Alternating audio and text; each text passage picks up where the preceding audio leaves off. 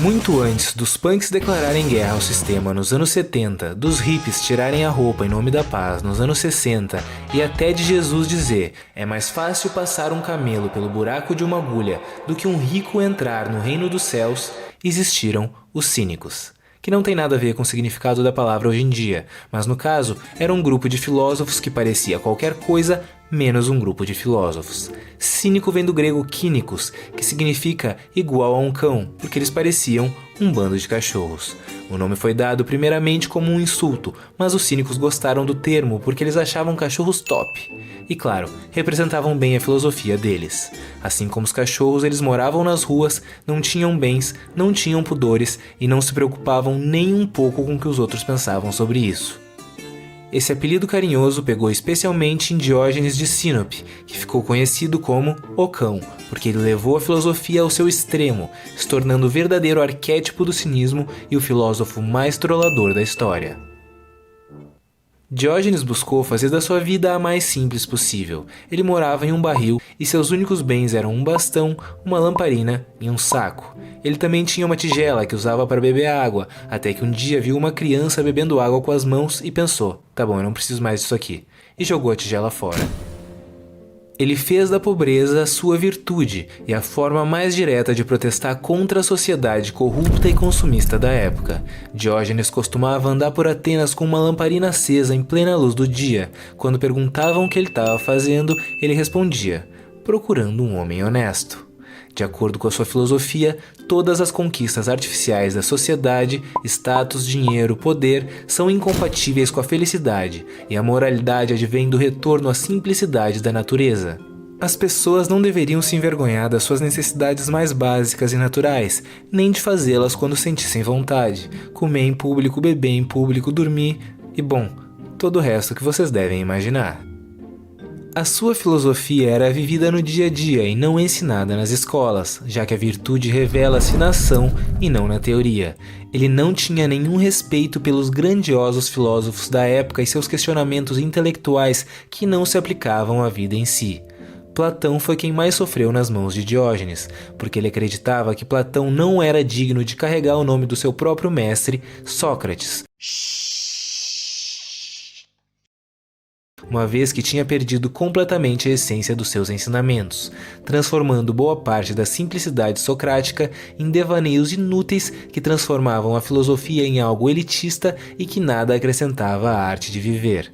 Diógenes dizia que o verdadeiro discípulo de Sócrates era Antístenes, que foi o seu mestre e fundador do cinismo. Certa vez, Platão definiu o homem da forma mais sucinta possível, como um bípede sem penas, e foi extremamente aplaudido pelos seus alunos.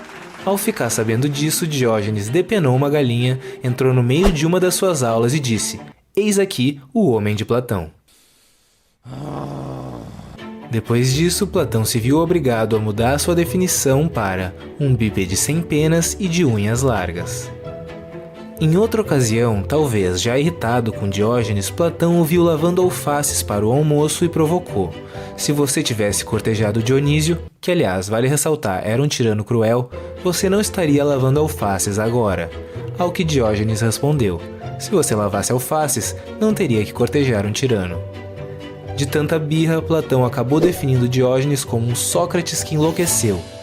E bom, ninguém deve discordar que Diógenes era realmente meio louco, mas numa época em que Aristóteles, Platão e todos os grandes pensadores defendiam a escravidão, era esse louco o único que se opunha totalmente a ela.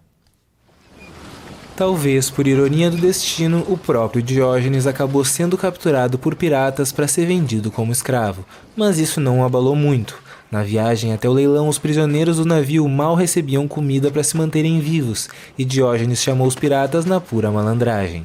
Quando vocês capturam um porco ou uma ovelha para vender, vocês os alimentam bem, para que fiquem saudáveis e fortes. Mas quando capturam um ser humano, o mais nobre dos animais, vocês não dão uma migalha de pão sequer, até que ele seja reduzido a um esqueleto e acabe sem valor algum de venda.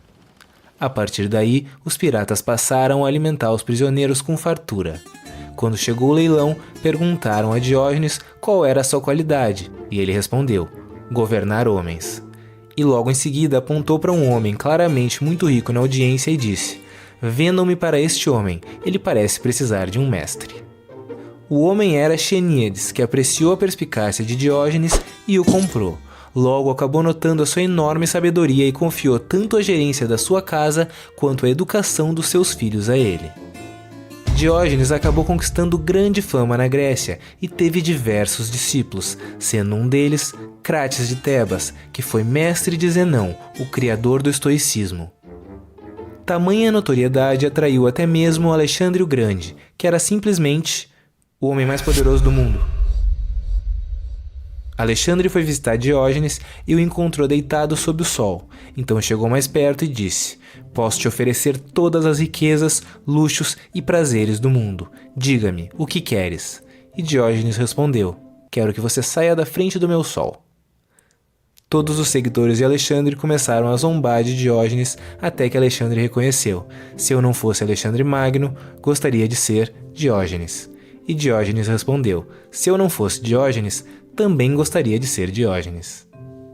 Ainda houve outro encontro entre os dois, quando Alexandre se deparou com Diógenes observando uma pilha de ossos e perguntou o que o filósofo fazia. Ele respondeu: "Estou procurando os ossos do seu pai, mas não consigo distingui-los dos ossos de um escravo." Diógenes foi o único a tratar Alexandre assim e sair vivo, mas talvez também tenha sido o único que teve coragem de tentar. Curiosamente, dizem que ambos morreram no mesmo dia. E logo antes haviam perguntado o que Diógenes desejava que fizessem com seu corpo quando ele morresse. Ele disse: "Simplesmente joguem fora da cidade para que os animais selvagens aproveitem." Assustados perguntaram: "Mas é o seu corpo, você não se importa com isso?" E ele retrucou: "Não, desde que vocês me deem um bastão para afugentar os animais." Ao que responderam: "Mas você vai estar morto." E ele disse: "Então por que eu me importaria?" Com o decorrer do tempo, a palavra cínico foi perdendo seu significado, principalmente a partir do segundo século depois de Cristo, quando Luciano de Samosata criticou os autoproclamados cínicos de seu tempo que simplesmente pregavam os ensinamentos de Diógenes, mas viviam o total oposto.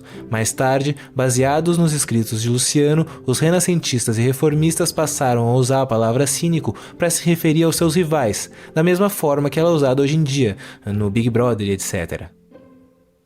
Mesmo tendo perdido seu sentido ao decorrer do tempo, a filosofia cínica foi diretamente responsável pelo surgimento do estoicismo, influenciou os pensamentos de Nietzsche e impulsiona direta ou indiretamente qualquer pessoa que se propõe a questionar o status quo. Ninguém precisa seguir todas as loucuras de Diógenes para colher os melhores ensinamentos da sua filosofia. Na verdade, nem o próprio esperava ser seguido tão fielmente. Quando um discípulo perguntou: "Você não está exagerando um pouco?" Ele respondeu: "É claro, eu sou como um professor de coro que tem que cantar mais alto do que os outros para que eles possam ouvir a nota certa." Hoje em dia, mais do que nunca, precisamos de um pouco de Diógenes dentro de cada um de nós. A sua autossuficiência, a sua capacidade de pensar por si como um indivíduo e não seguir cegamente as regras impostas pelos grupos que dividem ou dominam a sociedade, a sua capacidade de viver fora de uma bolha e conseguir escrever a própria história independentemente do que os outros vão pensar, a sua capacidade de ser honesto consigo mesmo. Eu vou deixar esse mapa mental disponível na descrição e no primeiro comentário fixado. E se você gostou do vídeo, deixa o like, compartilha, se inscreve no canal e ativa o sininho para receber notificação a cada vídeo novo. Ainda vem muito pela frente.